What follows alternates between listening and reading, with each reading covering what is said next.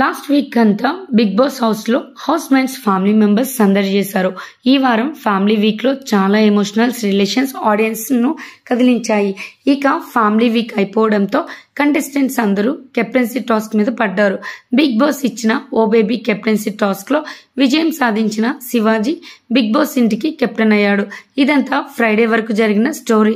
ఇక weekend episodes విషయానికి వస్తే నాగార్జున గారు కూడా ఫ్యామిలీ వీక్ గురించి మాట్లాడుతూ చాలా ఎమోషనల్ అయ్యారు. ముఖ్యంగా పల్లవి ప్రశాంత్ వాళ్ళ నాన్నగారు వచ్చినప్పుడు హౌస్ మేట్స్ ఒక్కొక్కరిలో తను అబ్జర్వ్ చేసిన ఎమోషనల్ చెప్తూ ఒకంత భావోద్వేగానికి లోనయ్యారు హోస్ట్ నాగార్జున. ఇక ఈ వారం ఫ్యామిలీ వీక్ మొత్తానికి సెంటర్ ఆఫ్ అట్రాక్షన్ గా నిలిచిన రైతు బిడ్డ బాపు బిగ్ బాస్ లోకి అడుగు పెట్టడం గురించి నాగ్ చాలాసేపు ప్రశాంత్ తో మాట్లాడారు.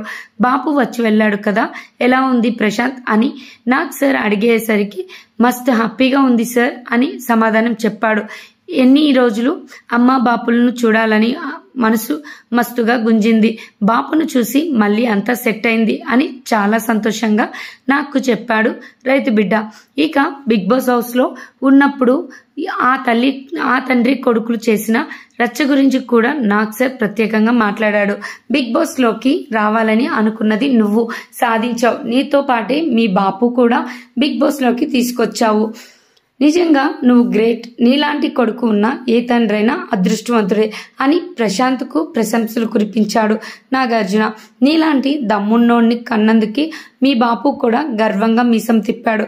అది కదా రైతు బిడ్డంటే అని ఓ రేంజ్ లో పల్లవి ప్రశాంత్ ను మోసాడు నాగ్. మీ నాయన కూడా తగ్గేదిలే అంటుంటే అచ్చం నువ్వు అన్నట్లే అనిపించింది. నువ్వు ఎప్పుడు చెప్పే నీ యవ్వ తగ్గేదేలే డైలాగ్ కూడా మీ బాపు చెప్పడం జబర్దస్త్గా అనిపించిందని రైతు బిడ్డ వాళ్ళ బాపు కూడా అభినందనలు తెలియజేశాడు నాగార్జున. మొత్తానికి ఇద్దరు పల్లెటూరు మొనగాళ్ళు అనిపించుకున్నారని మెచ్చుకున్నాడు. మీ బాపు చెప్పినట్లే బిగ్ బాస్ కప్పుతోనే ఇంటికి వెళ్ళాలి ప్రశాంత్, ఆల్ ది బెస్ట్ అని చెప్పాడు. మరి రైతు బిడ్డ బాపు అనుబంధం మీకు ఎలా అనిపించిందో మాకు కామెంట్ చేయండి.